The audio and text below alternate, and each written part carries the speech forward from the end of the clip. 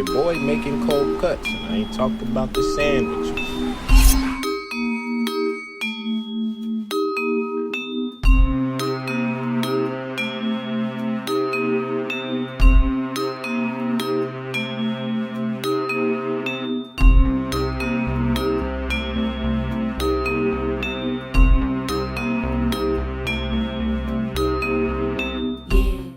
Because this is the first episode and I'm not famous, I'm just a regular person trying to do something irregular, I wanted to take a moment to try to explain my vision and hope for this podcast so that it's not so jarring when you transition into the actual content after this. My hope is that I can build something, and each time it gets a little bit better. I'm committing to a year because I'm going to do an episode a month, and the first and the last episode will just be me. But I'm going to bring in people that I know, and we're going to have these conversations that I'm hoping will spark something in you in the way that it does for me. These are people that I know personally, regular people, and we're just having deep conversations. So there's a lot of vulnerability involved in getting on camera and being real in this way. I hope that it's worth your time and you decide to take this journey with me. If you do get something from it, please like, subscribe, share, all the things so that I'll know that I'm onto something here. If not, at the end of that year, we'll all go on about our lives. So with no further ado, this first episode is really just to show the depth that I'm describing. When I talk about let's get deep, this, I think, speaks to the level of depth that I'm trying to engage at. But the other episodes won't be like this. So I think it's important for me to preface with that. This is something that I did in my personal life, kind of as an experiment. I didn't have plans to post it anywhere. But when I thought about doing this, it seemed like a great opportunity to, one, be more vulnerable, and two, again, showcase the level of depth that I'm talking about getting into with these other guests. So with that being said, please enjoy. Today is March 8th, 2020, 9:30 p.m. This is my first self-therapy session. Where do I begin? I guess I'll start with simple stuff. My name is Isaac Bell, from Portland, Oregon, currently 25 years old, living in Los Angeles, California.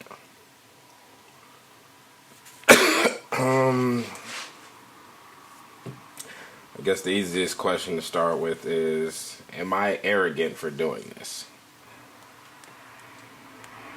Who am I to think I could be my own therapist?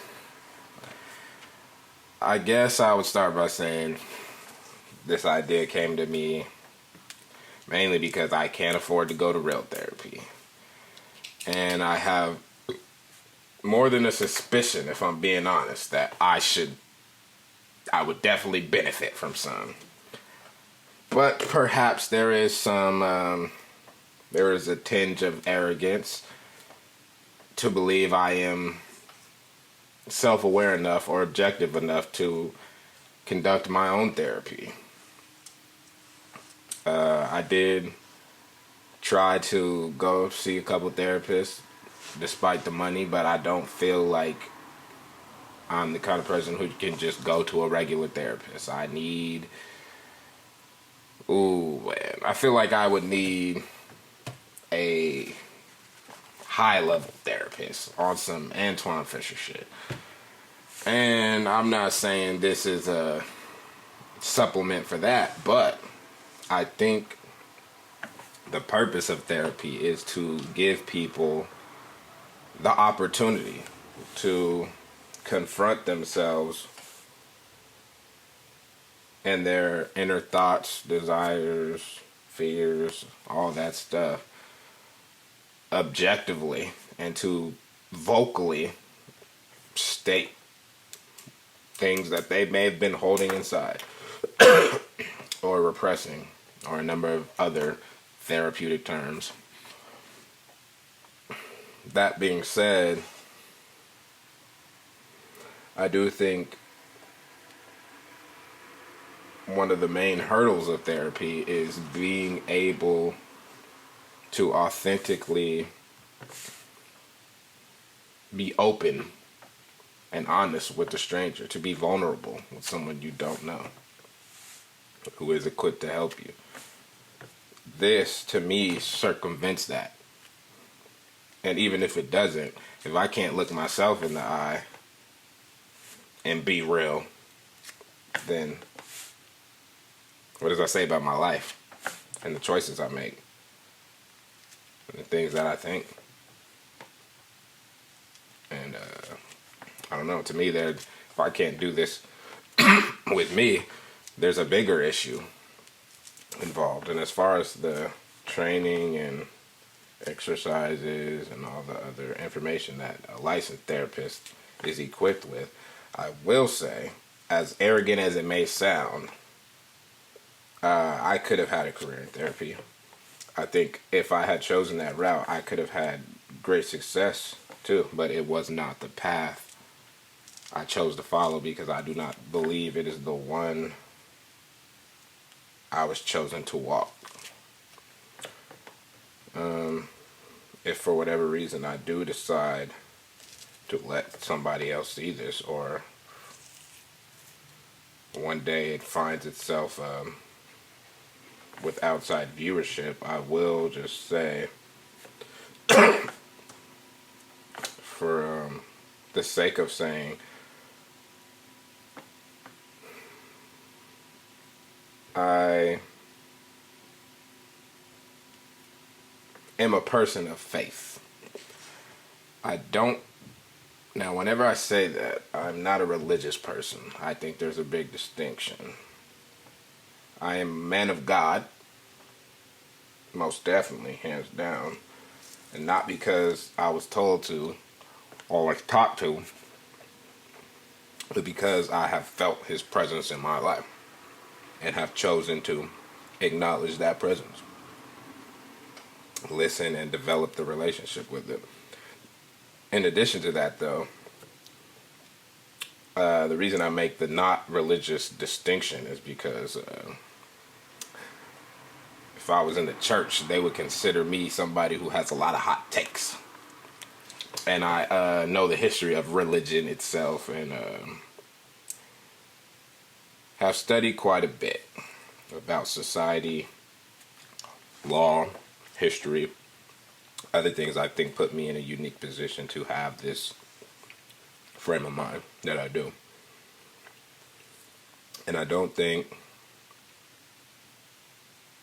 think there's a lot of things about the church that deters people from spirituality. Now, while spirituality is maybe metaphorically speaking the wilderness,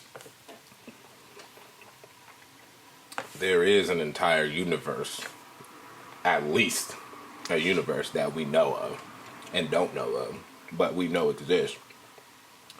And within that universe, there are things higher than us that we don't understand.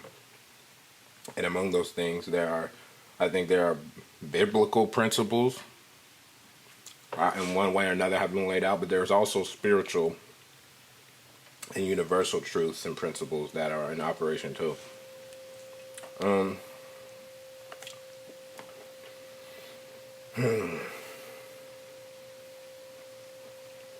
it's because of that I think I've been led to this alternative. I don't think it was my own arrogance that led me here. I think it was the Holy Spirit allowing me to compromise to a degree. I can only guess, but if I'm being honest, I do believe there are some other motives. I don't think I'm quite ready to vocalize, this being my first session. I want to start slow, work my way up to that. I've set a monthly goal for myself with a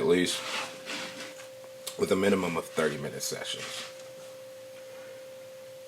I think that's realistic. And I mean, shit. We'll see where it goes. See if it's effective. I think if nothing else, it'll be an interesting experiment to watch myself objectively and what I consider to be opening up, to see it outside of myself in a way where I can look at me and tell.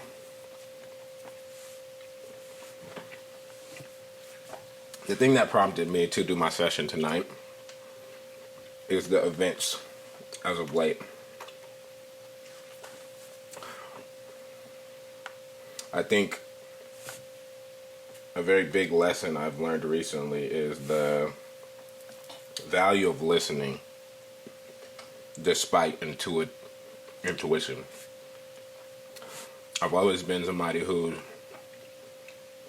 able to pick things up easily. I've always been extremely intuitive, not just spiritually, but emotionally. I would consider myself a people watcher. And I understand people, not just from a human perspective, but a science and psychology, in terms of psychology, sociology, things of that nature. I've studied both in the classroom and in outside of the classroom, empirically. I know about people. And it's always been easy for me to connect with people, pick up on what they're saying, what they're trying to say, what they mean, that kind of thing. I say that to say, I think because of that, and because of my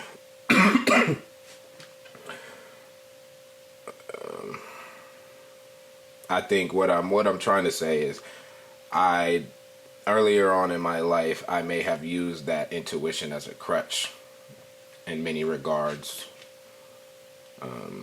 because it felt easier at the time. I'm realizing now the ramifications of such a crutch.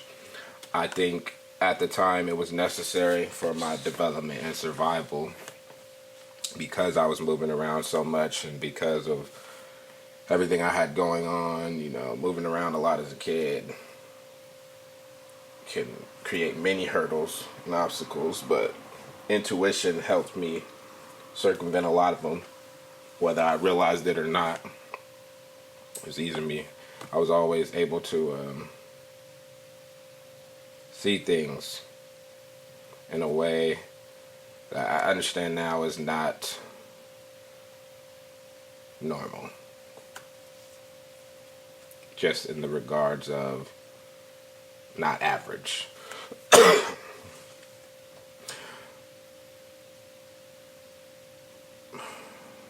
Meaning,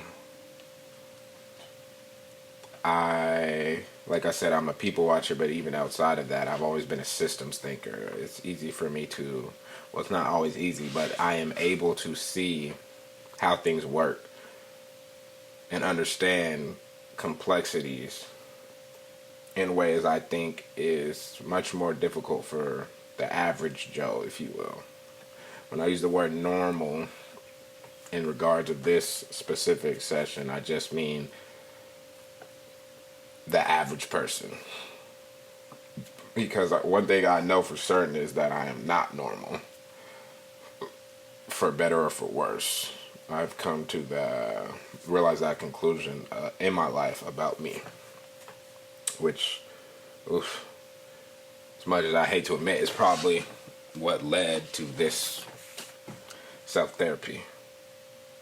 Not all negatively speaking, but if we're being honest. But to circle back, I've learned the value of listening recently of late, because while I know I said I use it as a crutch earlier, but I've actually used it more now than ever. My intuition, I've attuned it in a way that allows me to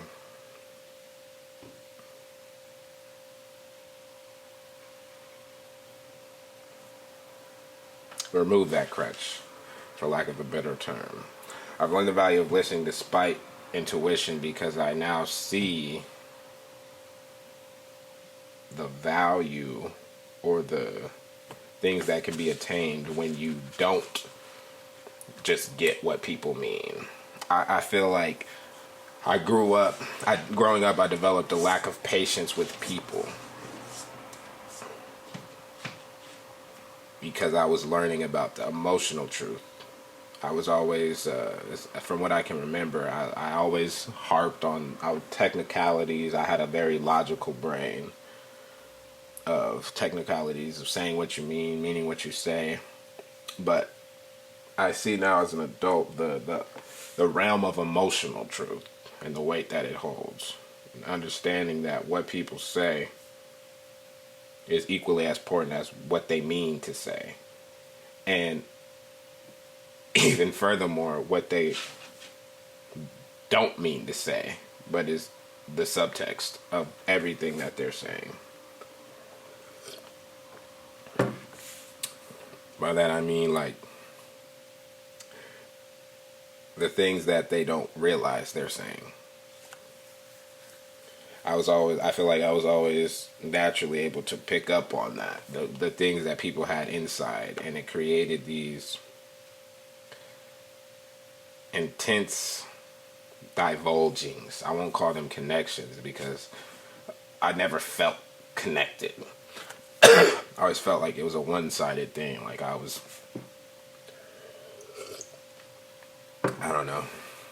And for a while, I didn't understand why people would tell me this intensely personal shit until now, where I realized I was able to pick up on things in a way that made them feel, I don't know, comfortable, I guess, telling me this shit, whether I wanted to know it or not.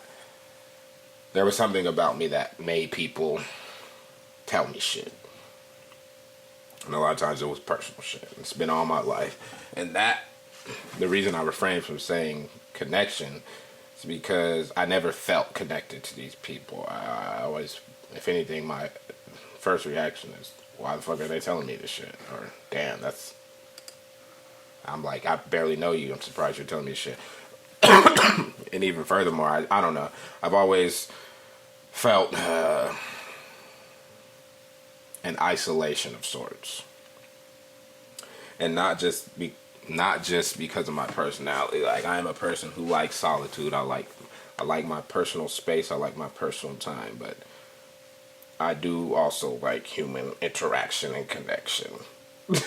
To put it logically, I can't honestly say I have trouble with connecting with people. I think I connect with people very easily when I want to. I think I just have some internal shit that makes me not want to. And I hope that this will help me figure that shit out. Again, I realize I'm a person who can go on a lot of tangents. I think about a lot of shit all the time, ongoing, constantly, so I have a tendency to jump around. To circle back to my original point of learning the value of listening despite intuition, I feel like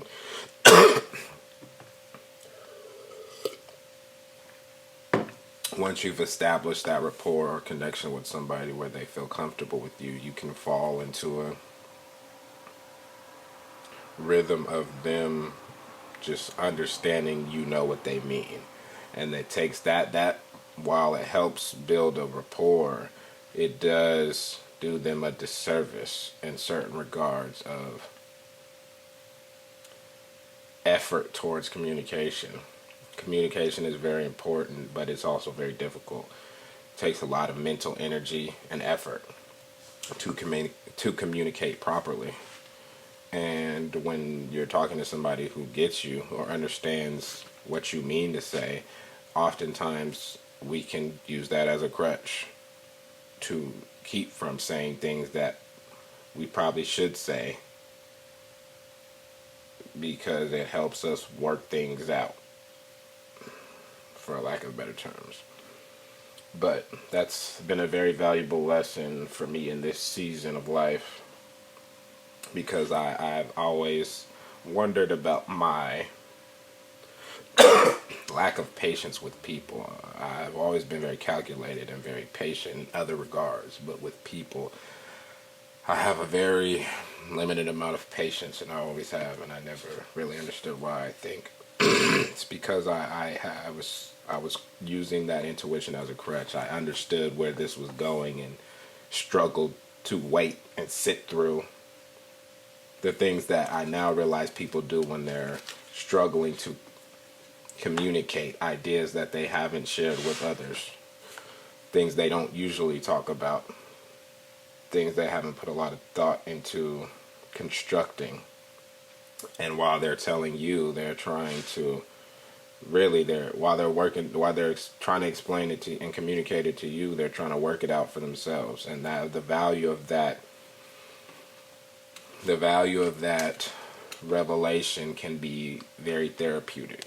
And I think it's a value that I was taking for granted for many years, which may have led to the dichotomy of feeling like people are divulging this very personal information to me but not understanding why. I think it's because of my ability to understand, perhaps be empathetic, that created those connections, whether I was reciprocating them or not.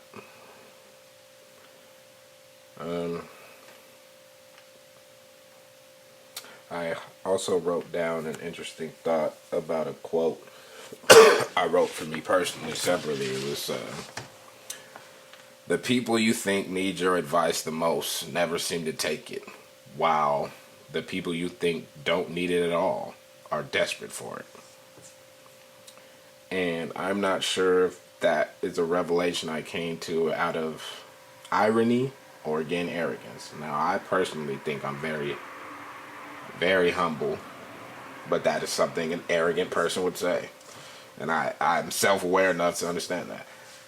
I think I come off as arrogant because I'm very confident, not in myself, even though a lot of people think that. I don't think I'm the most confident person. I don't think I'm the least confident person. I think I'm at a slightly above average level of confidence, but that has only come from my faith. Over years, I developed a self-confidence, but only because of the confidence that I had in God, the confidence that He would carry me through things, and I leaned on my confidence in God for a lot of things, and eventually I think doing so led me to an understanding of who He created me to be and the things He wants me to do, which led to a self-confidence. That self-confidence, the combination of those two confidences and my matter-of-fact like speech creates an air of arrogance that I completely understand. Now, while I may sound arrogant, that's very different from being arrogant. So if I'm being honest with myself, I don't think I'm arrogant at all. I think I'm humble, but I understand I can easily come off as such, and I don't ever disregard it, because one thing I do struggle with is pride. I have a pride issue. I don't think it's a major one any more than normal, but pride is a thing that people struggle with, and I'm definitely prideful, I will say. Arrogant, I think it's inaccurate, but prideful, undeniably so. It's just a matter of how prideful am I. But I think that's a topic for another video.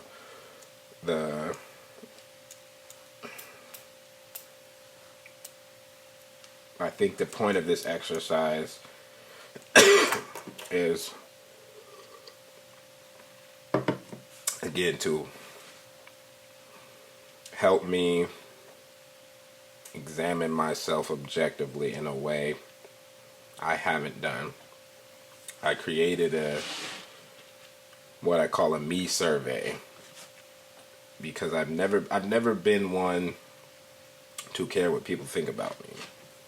I think, and this is another facet of my faith, I think I had reached such a level of faith and have always had such a relationship with God that I really, I was never, I never struggled with those. Now that doesn't mean I don't like to be liked and all the basic human, natural human instincts and emotions of we are social creatures. These are facts based in sociology that I won't go into. Again, I don't feel the need to prove what I know, but I am aware that we are social creatures and we require human interaction. I'm not saying I am outside of that box, or I'm saying generally speaking, again, that I am outside of the norm because I've never felt the pressures, the social pressures that are normal to experience in the human experience in regards, especially for somebody who moved around as much as me and had to meet new people. And perhaps that is an effect of why I never felt like I cared what people thought or had to feel like or had needed that verification. But I created that survey, the Me survey, as a way to see my perception as somebody who doesn't pay it any mind. I thought it would be interesting to see how I'm perceived, because my self-perception, while is the most important, does not negate others' perception of me, especially when I don't allow anyone to really get to know me on an intimate level. Even those who know me can't say I really feel like they know me. Again, a topic for another video. I say that to say the point of the reason I bring up the survey is because that survey helps me to see how I'm perceived. I think this exercise will help me see how I truly perceive myself in a way that is not internal, in a way that's objective, a way to objectively examine and diagnose how I perceive myself. I think this gives me the ability to look outside of myself and see me, to people watch myself, to see myself as I see others, and the complexities of the things that happen on a synaptic level and all the information our brains take, like to be able to watch my own nonverbals and to see things about myself that I see in others that are very telling, the cues, if you will. That's the main point. I think that's my main point of this exercise. I think there will be some added bonuses, some unexpected rewards. I think, at least hope there will be. I hope this will help me, whether it's how I expect it to or not. I hope I will gain a lot from doing this. If nothing else, the discipline to be able to do it, things that a visual record to look back on, because I've always struggled with remembering things from my past. I've always had a sharp memory in certain regards, but there's a lot of things about my past that I think I should remember and I don't, and I would be lying if I said that didn't alarm me to some extent, but I'd also be lying if I didn't say I was kind of afraid to figure out why that might be. There's many reasons one might not remember such things or have repressed memories, and I don't know if I want to find out what those reasons are. I've always been a firm believer in it is what it is. Whether that's a coping mechanism or not, that's the stance I've chosen to take, and it's one I've taken majority time of my life. But as I find myself in a season where I feel closer to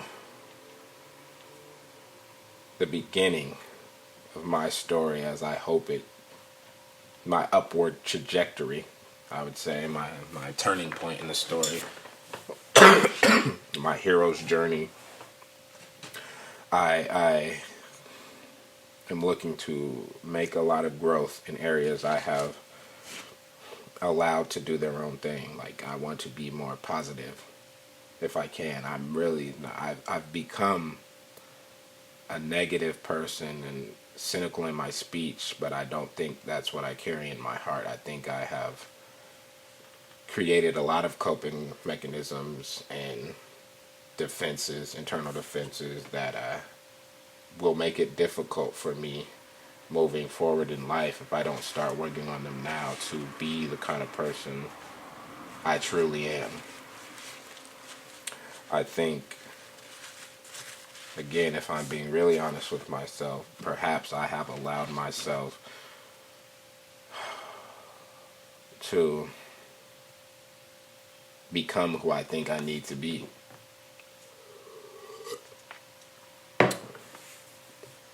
Which is a very interesting thing to say, but I will have to dive into that another time in another video.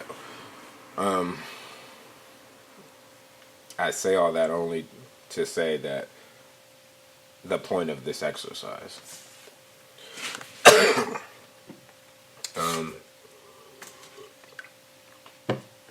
as I near my 30-minute mark, and again, this is the first video. I kind of wanted to take it easy, take it light. I only have 2 more points that I wrote down to talk about.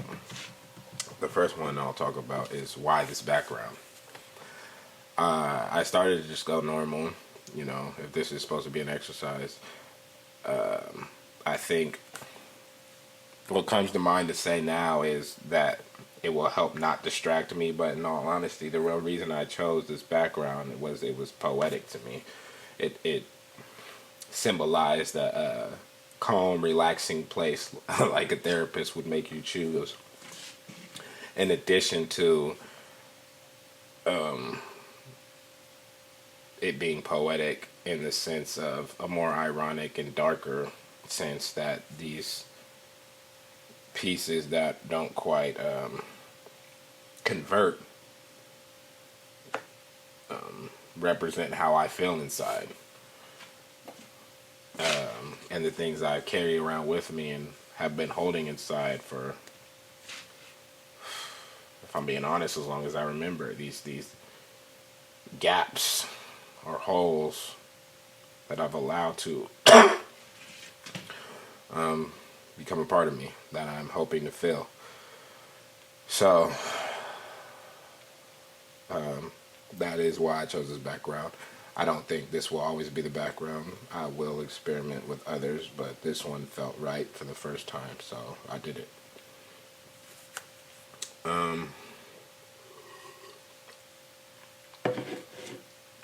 I just passed the 30-minute mark, and I'd be lying if I didn't mention that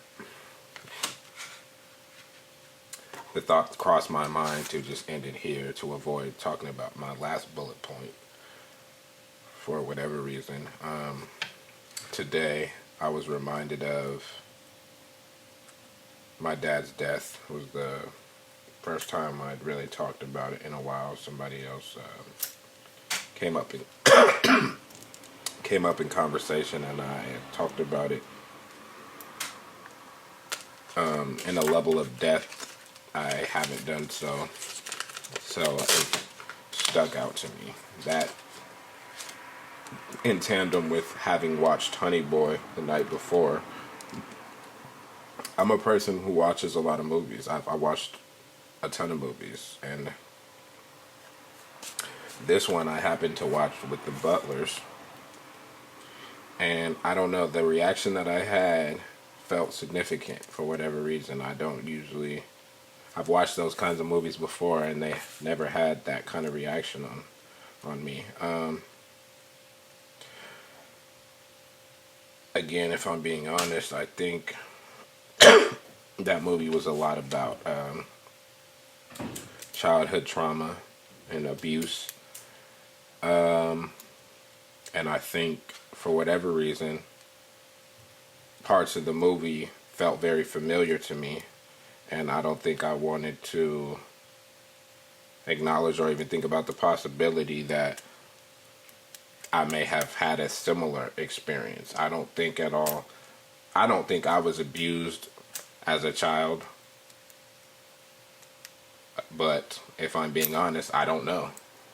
There's a lot of gaps in my memory from my childhood. And I'd be lying if I said it wasn't possible that I was abused.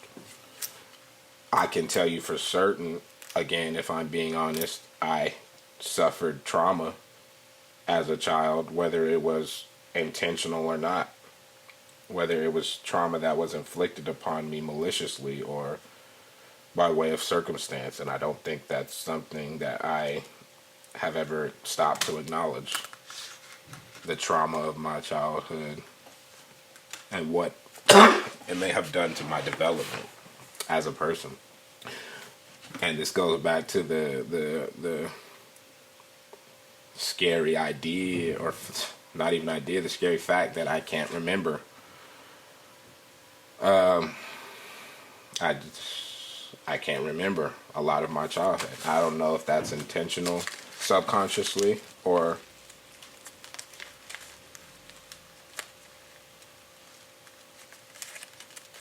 consciously.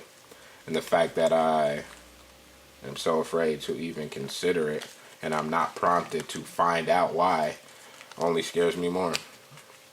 But again, that's a video for another time. The reason I bring up Honey Boy in regards to my dad is my dad died what will be 2 years and now. 2 years ago now, in October, he died. And the shit was fucked up. Not just because he died, but the whole way it went down. I'm going to take the time to regale the whole shit as if I was talking to someone other than me, simply because I know that's what a therapist would make you do. I was working. I had moved away. I won't act like I didn't always feel like I wanted to escape where I was from, and I felt like I had done so, at least physically. I had finally escaped Portland, Oregon, whatever I was running from. A video for another time. My aunt at one point said to me she thought I was going to leave and they were never going to see me again. And while I understand her statement, I don't know how I feel about it. Even now, I don't think she meant it maliciously, but it is something she felt and thought. And I think that has deep ramifications that I will have to address in another video. But in regards to my dad, I was working at a trailer house in Culver City, and I had to go to work that day. I had just worked late that evening, so when I woke up, I had a bunch of missed calls. I think I heard my phone vibrating and ignored it because I was tired. And it wasn't until Dr. Butler started banging on my door with urgency that I looked to see what time it was and saw all the missed calls. And I got up and opened the door, and he told me that my dad was in the hospital. He was about to have heart surgery. Obviously, at first, I was probably in shock a little bit, but I thought back to a time where this wasn't his first time being in the hospital. But open heart surgery is not, it's not foot surgery. It comes with a different level of urgency. That being said, when I looked on the computer on the kind of surgery he's having, it's very routine open heart surgery. It has over a 90% success rate. And medically speaking, that is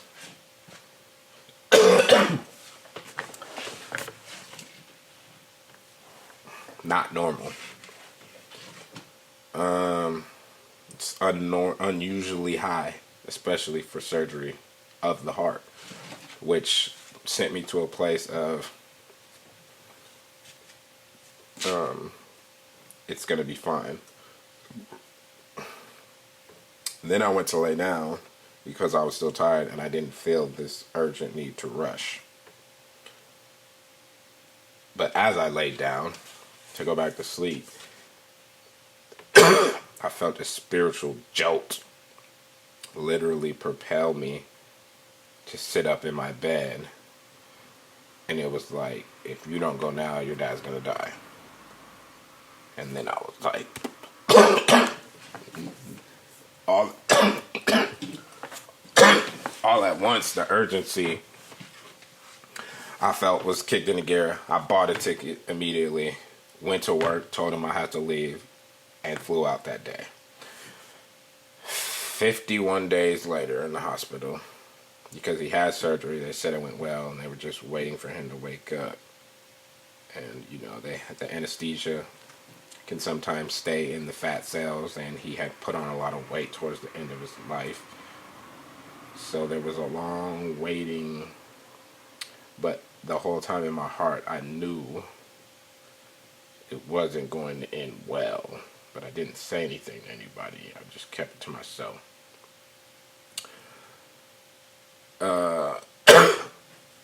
51 days later, the doctors say he had a stroke. They did a CAT scan when he didn't wake up after a certain amount of time. And on that CAT scan, not just one stroke, but a series of strokes along both sides of his brain. Now, like I said before, I have a formal education, multiple, which some of which include biochemistry. There was a program that included anatomy and physiology. I know a lot about science, medical science. That's only to say, when the doctor said that, I understood what it meant and the likelihood of him waking up after that, especially considering the condition he would be in should he wake up. Now, my dad had always been very vocal about if he ended up in a situation such as the one he ended up in. And I felt, again, I went against my gut in allowing him to stay in that state for 2 more weeks to see if he woke up before we made a decision at the request of my grandfather.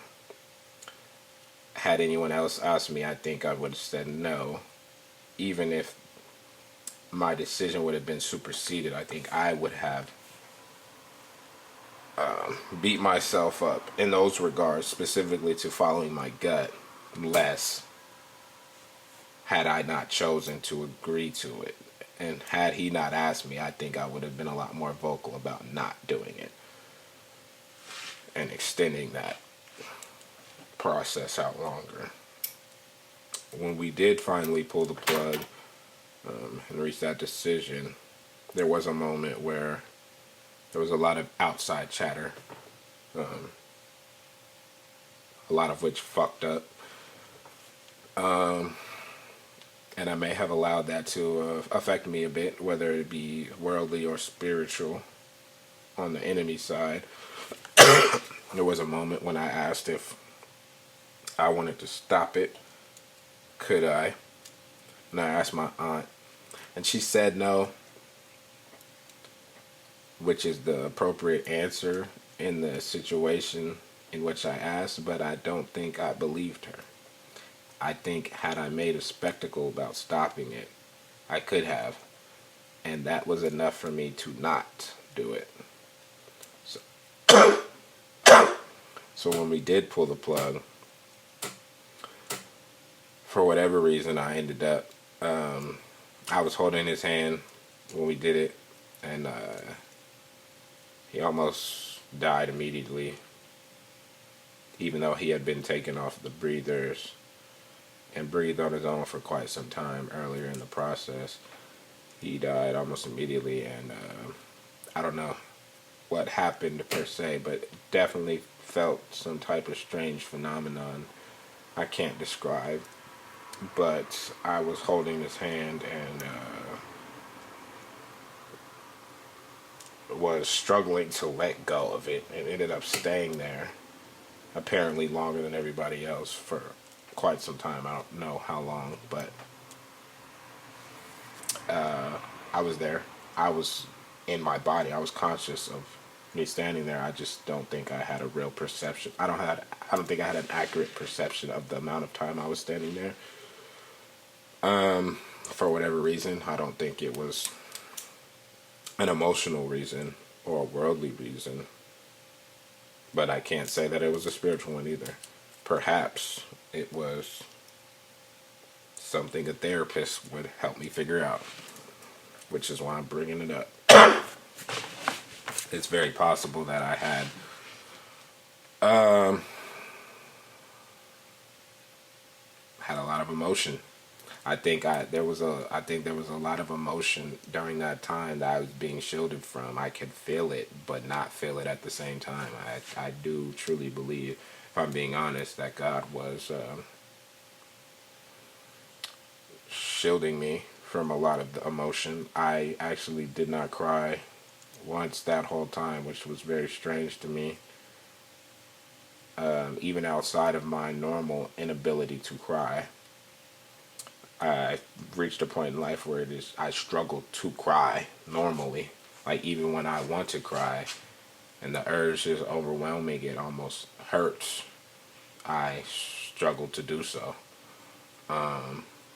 which is a topic for another video. But it was especially strange because my dad was one of the few people who could cut through that emotional scar tissue, metaphorically speaking, and would have me crying very viscerally, if you will, like heavy tears. I am an ugly crier when I do cry, for whatever reason. Snot, nose, headache, all that shit. I suffer from migraines, so whenever I get a headache, it quite often turns into a migraine. But he was one of the few people, if not the only, who could bring me to tears quite easily, and not from a malicious, abusive standpoint. Just I remember one time, I don't think I'll be ever able to forget. I don't even remember what I did, but there was something. I did something, and he didn't yell at me or scream at me. I think he was on the way to work, and I told him when he got home, and he had to leave again, but I remember he was saying he was disappointed in me, and I don't know, even now, thinking back about that shit, does something to me. Not really sure what, but at the time I was crying, immediately started crying, all that. I don't really remember what he said to me after that, but it was, he gave me a hug, tried to reassure me, but I know that he was disappointed, and I think that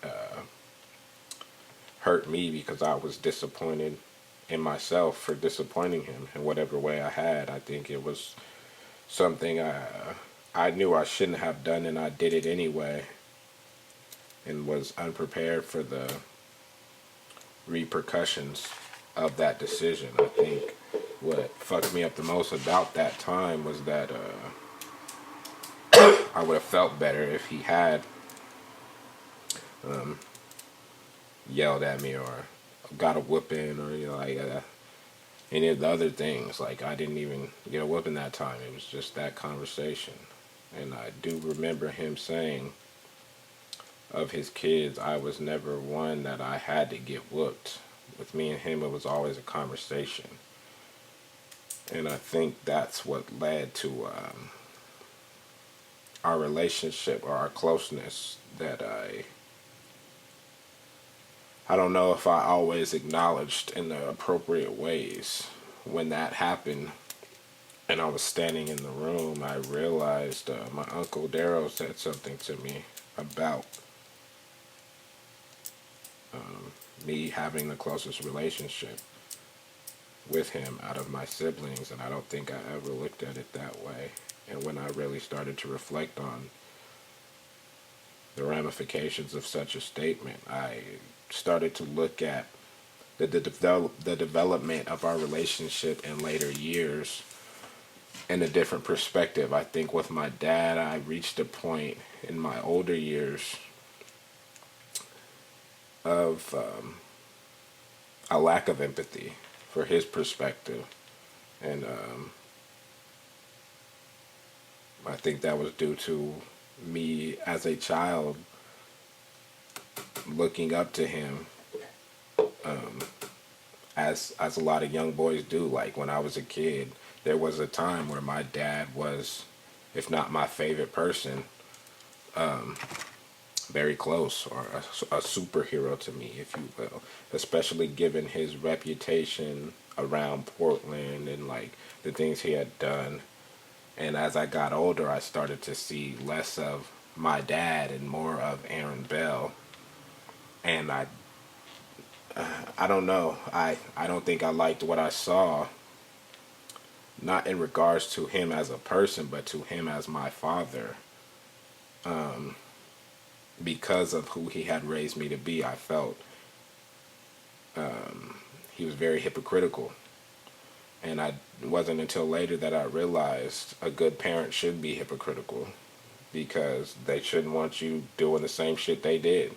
They realized it was wrong, which is why they don't want you doing it. And I don't know. I don't know how I got here, but I remember the tangent was left at my point of him being able to make me cry, and the fact that I didn't cry at all during that time was very strange to me. It still is strange to me, but I think God was lifting a lot of the weight. I'm sure it was strange to the people around me. He was lifting a lot of the emotional weight for whatever reason. Perhaps at that time it would have crushed me, because I've been struggling since moving out here emotionally for whatever reason. I think that's what's prompted this video.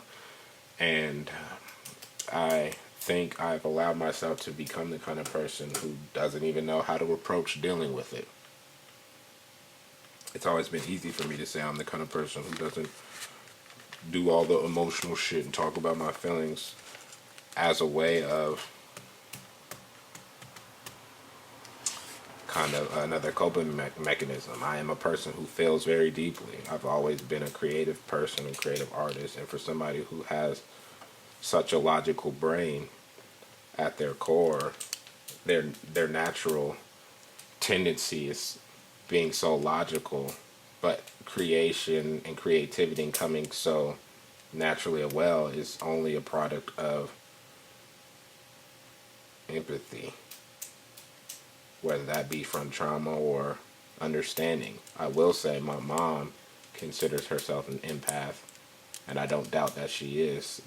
Some of that could have been passed on to me, but I do know the reality of my life is that I have always felt very deeply, whether I was able to express it or not.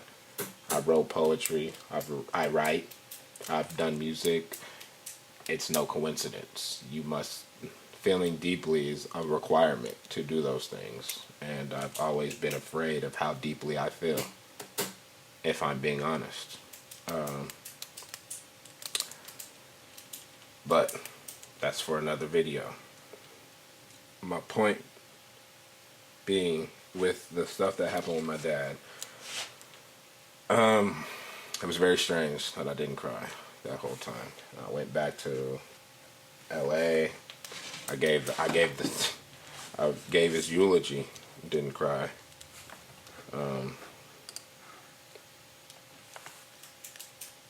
Did everything, didn't cry. Came back to LA, didn't cry. I think maybe I cried once when I woke up out of a dream and realized, I think when somebody close to you dies, there's a point that comes where you wake up and realize they're dead. It sounds fucked up, but it's a very real thing that I know doesn't just happen to me. There's a point of knowing something happened and then understanding the realities of what happened and what it really means. And there was a point where I woke up, I think, from a dream, and I was like, and the reality of it just hit me, like, this nigga's dead, and I'm never gonna see him again. Never gonna get a hug. He won't see any of the shit that he won't see me get any of the shit I've bet my life on. And my dad is one of the few people where I can wholeheartedly say, while he didn't always believe the shit I told him about I was capable of, he did always believe in me. And he believed I would do great things and be successful in whatever I did. And it was only recently he started to really understand my capabilities musically.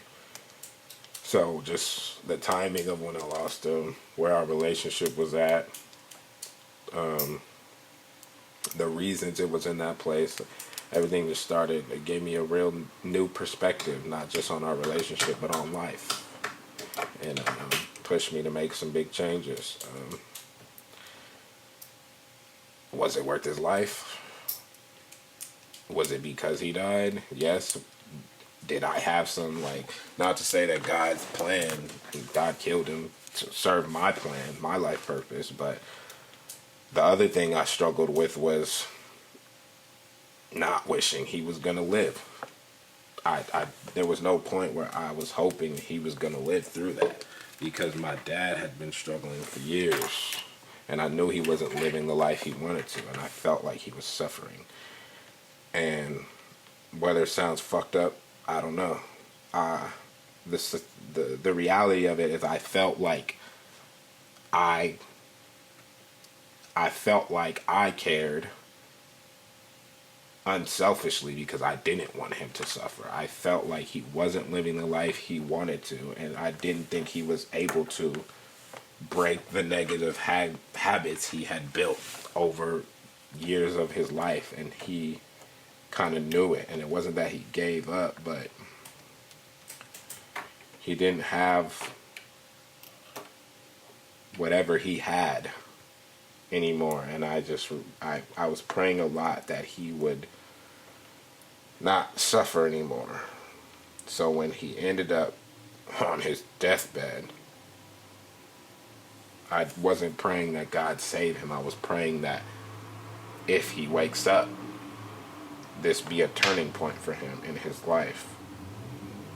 Otherwise, I didn't want him to suffer anymore, and that was my prayer to God. And I think what I believe is there was a conversation that he had to have with God where maybe God showed him what the rest of his life would look like if he did go back.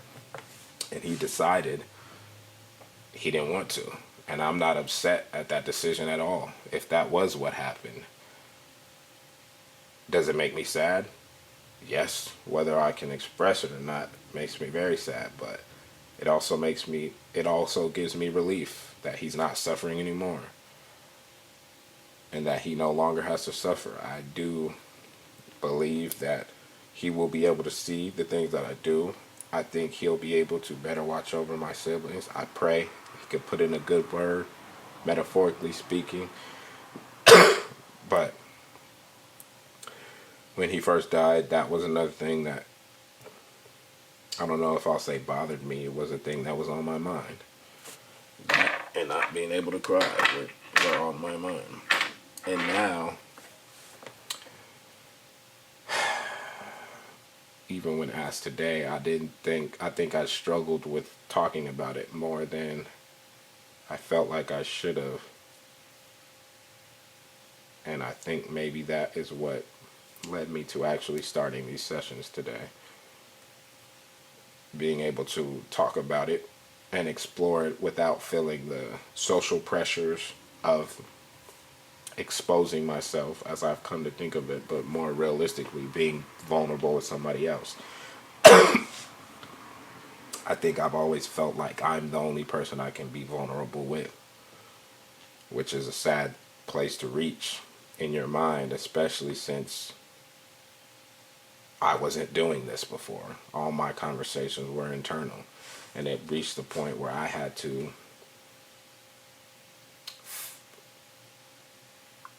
not split my psyche on some different personality shit, but just categorize parts of myself under different umbrellas of my personality. and look at the parts of me, spiritually speaking, as separate entities.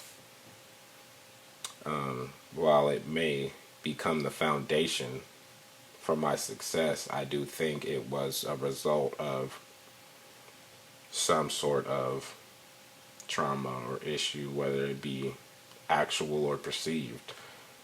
But as I've been saying this year, God's plan is God's plan, whether it's the good stuff or the bad.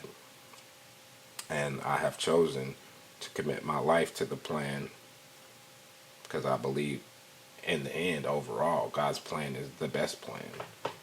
It's the best case scenario. And I pray every day that I'm able to stick to it and walk the plan because of what is promised.